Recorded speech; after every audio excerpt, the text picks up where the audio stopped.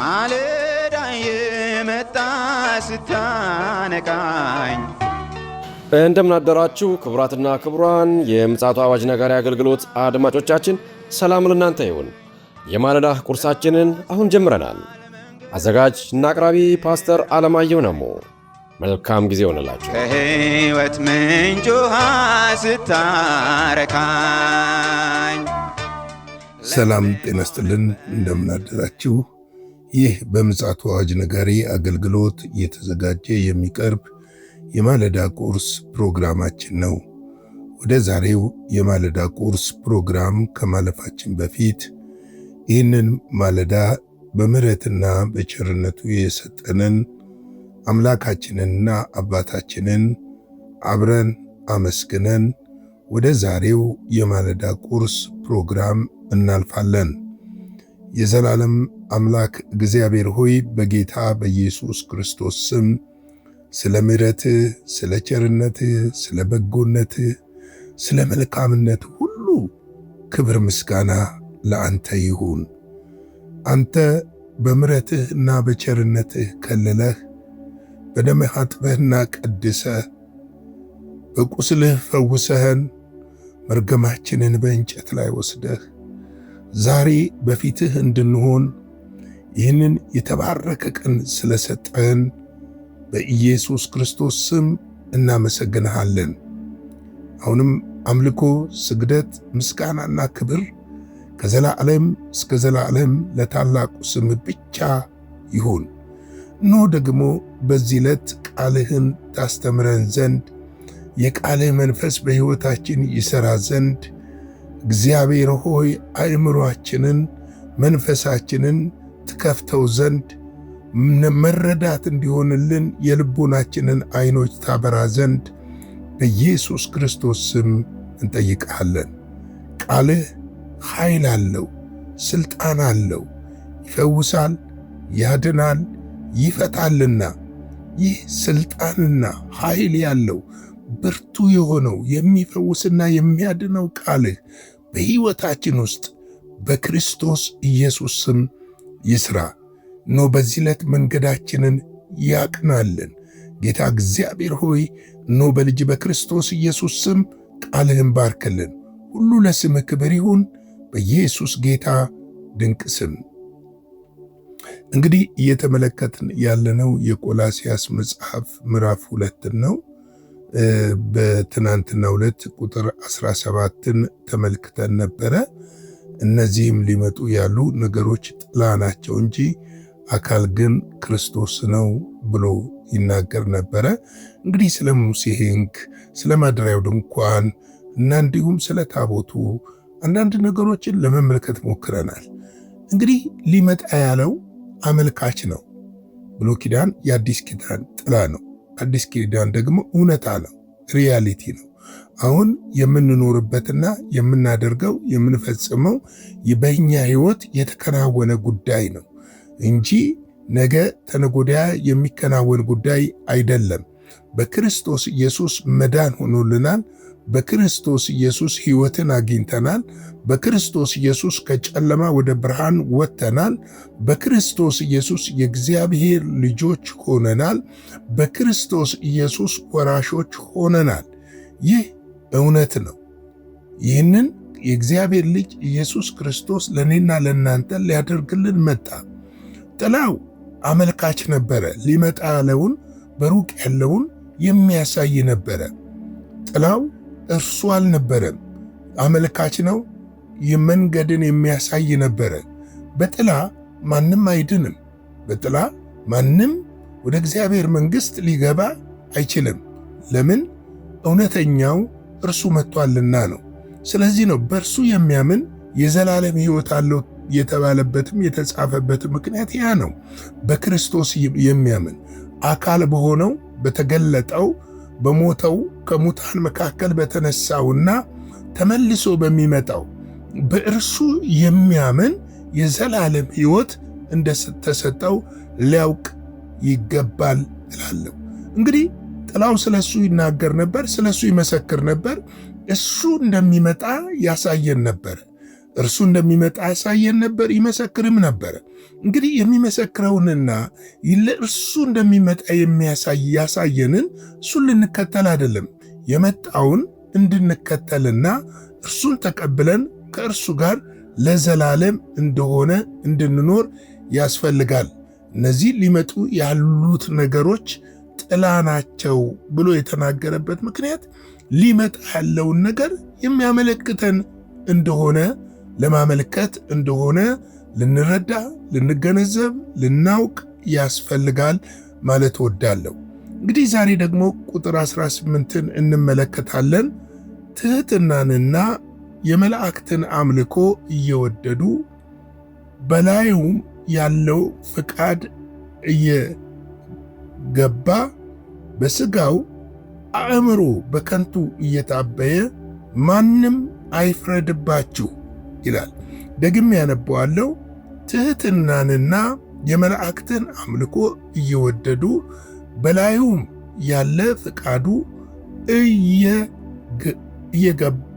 እየገባ በሥጋው አእምሮ በከንቱ እየታበየ ማንም አይፍረድባችሁ ይላል። እንግዲህ አምልኮ ለአንድ ለእግዚአብሔር ብቻ የሚደረግ ነው። አምልኮ መጽሐፍ ቅዱስ ሲናገር እግዚአብሔር አምላክህን ብቻ አምልክ ተብሎ ተጽፏልና እርሱን ብቻ እንድንወድ፣ እርሱን ብቻ እንድናመልክ፣ ለእርሱ ብቻ እንድንሰግድ መጽሐፍ ቅዱስ ተነግሯል፣ በግልጽ ተናግሯል። ኢየሱስ ክርስቶስ በዲያብሎስ በተፈተነ ጊዜ ወድቀ ብትሰግድልኝና ታምልከኝ ይህንን ግዛት ሁሉ እሰጥሃለሁ ባለው ጊዜ አንድ እግዚአብሔር አምላክህን ብቻ አምልክ ተብሎ ተጽፏል ብሎ ነው የነገረው። ስለዚህ ልናመልከው የሚገባ እግዚአብሔርን ብቻ እንደሆነ ያስፈልጋል። ለዚህ ነው እኮ በሥጋዊ ፍቃድና አእምሮ በከንቱ እየታበዩ ማንም አይፍረድባችሁ ይላል። ሰዎች ለራሳቸው የራሳቸውን የሚያመልኩትን ይፈጥራሉ። ይሄ ስል ሰይጣንም ክርስቶስ ኢየሱስን እንዳያውቁና ክርስቶስ ኢየሱስን በእውነት ተከትለው እርሱን እንዳያመልኩ ለእርሱ እንዳይገዙና የተደረገላቸው እውነት እንዳይበራላቸው ዓይናቸውን ሲጋርዳቸው ለመላእክት አምልኮ ታልፈው ይሰጣሉ። መላእክት ደግሞ የሚመለኩ አይደሉም፣ መልእክተኞች ናቸው። ከእግዚአብሔር ወደ ሰው የሚላኩ እንደሆነ መጽሐፍ ቅዱስ በግልጽ በብሉይ ኪዳንም በአዲስ ኪዳንም ያመለክተናል። ምክንያቱም እነዚህ የመላእክትን አምልኮ እየወደዱ ይላል። እንግዲህ እነዚህ የሚወዱ በሥጋዊ አእምሮ በከንቱ የሚታበዩ ናቸው። ራሳቸውን እንደ ጻድቅ የሚቆጥሩና የጽድቅን እውነት መንገድ የረሱ፣ ከጽድቅና ከእውነት መንገድ የተለዩ፣ የእውነትን መንገድ ለማወቅ ባልወደዱ ጊዜ ለማይረባ አእምሮ ታልፈው የተሰጡና በከንቱ መለፍለፍ የተሞሉና በሥርዓት የታጠሩ እንደሆነ ልናውቅ ያስፈልጋል። በሥርዓትና በሕግ የታጠረ ሰው ሌላ ነገር አይታየውም። እሱ ያደረገውን ነገር የማያደርግ ሁሉ ለእርሱ ከንቱ ነው፣ ኃጢአተኛ ነው፣ ይፈርድበታል። ነገር ግን እኛ ሥርዓትን ሳይሆን የተቀበልነው የሥርዓቱን ጌታና ባለቤት የሆነውን የናዝሬቱ ኢየሱስን ነው። እርሱን እንድንመስል ተጠርተናል። እርሱን እንድናመልክ ተጠርተናል። ለእርሱ እንድንሰግድ ተጠርተናል። አምልኮ ለእግዚአብሔር ብቻ የሚገባውና ከእግዚአብሔር ውጪ ምንም አይነት አምላክም የሚመለክም የለም። ምክንያቱም እርሱ የፍጥረት ሁሉ ባለቤት ስለሆነ፣ እርሱ በሁሉ ላይ ስልጣን ያለው ገዢና አምላክ ስለሆነ፣ እርሱ ያለ የሚኖር የሚመጣ ስለሆነ ለእርሱ እናመልከዋለን፣ እንሰግድለታለን፣ እንገዛለታለን እንጂ ማንም ተነስቶ ሊፈርድብን የሚገባው አይደለም። ማንም አይፍረድባችሁ ነው የሚለው። አንዳንድ ጊዜ ትሕትና ሊመስል ይችላል። እነዚህ በአምልኮ በመላእክት አምልኮ የሚወዱ በዛ የተጠመዱ ሰዎች ትሑቶች የሚሆኑ ይመስላቸዋል ያንን ስላደረጉ። ነገር ግን መላእክቶች ራሳቸው ስለ አምልኮ ወደ እግዚአብሔር ነው የሚያመለክቱት። ለእግዚአብሔር ለአምላካችን እንድንሰግድ ብቻ ነው። ስለዚህ ይህንን እንድናደርገው አይፈልጉም እነሱ። የወደቀው መልአክ ግን ይፈልጋል። እሱ ዲያብሎስ ስለሆነ፣ እርሱ የዚህ ምድር ገዢ ነኝ ብሎ ስለሚያስብ፣ እሱ የጨለማ መላእክት ስለሆነ፣ የተጣለ ስለሆነ፣ ከእግዚአብሔር የተለየ ስለሆነ፣ በእግዚአብሔር ላይ የተነሳ ስለሆነ፣ ስለዚህ እርሱ ለሲኦል የታጨ የተመረጠ የሲኦል ባለቤት ስለሆነ ሰዎች ሁሉ ከእርሱ ጋር ወደ ሲኦል እንዲገቡ እንዲወርዱ ስለሚፈልግ እርሱ ሊመለክ ይፈልጋል። ስለዚህም ለሰዎች የተለያየ የሃይማኖት ስርዓቶችን እየቀረጸ ይሰጣቸዋል። የመዳን መንገድ ግን አንድ ነው። እርሱም የሞተው ከሙታን የተነሳው በአብ ቀኝ ያለው ተመልሶ የሚመጣው የናዝሬቱ ኢየሱስ ክርስቶስ የእግዚአብሔር ልጅ ብቻ ነው። እኔ መንገድ፣ እውነት፣ ሕይወት ነኝ ብሎ ነግሮናልና። ቆላስይስ 2:23 ላይ እንደዚህ ይላል፣ ይህ እንደ ገዛ ፈቃድህ በማምለክና በትሕትና ሥጋንም በመጨቆን ጥበብ ያለው ይመስላል። ነገር ግን ሥጋ ያለ ልክ እንዳይጠግብ ለመከልከል ምንም አይጠቅምም ይላል። ምክንያቱም በአዲስ ኪዳን ያለው ትሕትናም አምልኮም ሥጋን በመጨቆን ላይ የተመሠረተ ሳይሆን ነገር ግን የእግዚአብሔርን ፍቃድና ሐሳብ በማወቅ በመንፈስ የሆነ አምልኮ እንደሆነ ልንረዳ ያስፈልጋል። ምክንያቱም ያኛው አምልኮ በሥጋ ነበር። የሥጋን መሥዋዕት በማቅረብ ነበር። የደም መሥዋዕት በማቅረብ ነበረ። ያሁኑ የአዲስ ኪዳን አምልኮ ግን በመንፈስ የሆነ ከተሰበረ ልብ የሚወጣ እውነተኛ አምልኮና ምስጋና እንደሆነ ልናውቅ ልንረዳ ያስፈልጋል።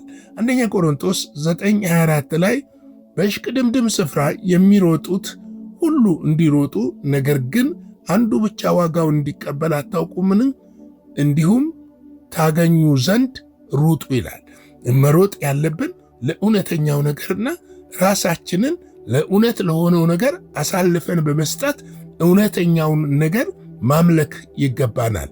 ሊመለክ ሊሰገድለት የሚገባ አምላካችን እግዚአብሔር ብቻ እንደሆነ ልናውቅ ልንረዳ ያስፈልጋል። በልባችን ሌላ ጣዖት የሆነ ከእግዚአብሔር የሚበልጥ ከልጁ ከኢየሱስ ክርስቶስ የሚበልጥ ከመንፈስ ቅዱስ የሚበልጥ ምንም ነገር ሊኖር አይገባም።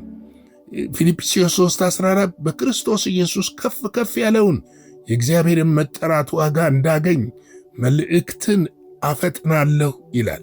እንግዲህ የእግዚአብሔርን ዋጋ ልናገኝ የሚገባው እግዚአብሔር በሰጠን ነገርና ከእግዚአብሔር ጋር በመጣበቅ እግዚአብሔርን በማምለክ ለእርሱ ራሳችንን አሳልፈን በመስጠትና የተጠራንበትን በዚህ ምድር የተቀመጥንበትን ሐሳብና የእግዚአብሔርን ፍቃድ ማድረግ ስንችል እንደሆነ ልንረዳ ያስፈልጋል።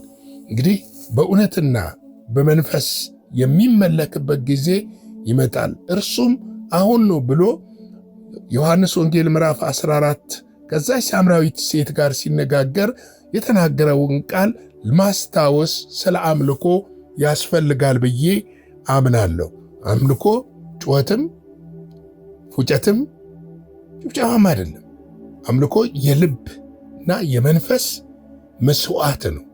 ለእግዚአብሔር ብቻ የሚቀርብ ለማንም የማይቀርብ ለማንም የማይሰጥ እውነተኛ የሆነ በመንፈስ የሆነ ከውስጥ የሆነ ከልብ የሆነ እግዚአብሔር የሚያሸተው ወደ ማደሪያው የሚገባ እውነተኛ አምልኮ በመንፈስ ቅዱስ የሆነ አምልኮ ነው።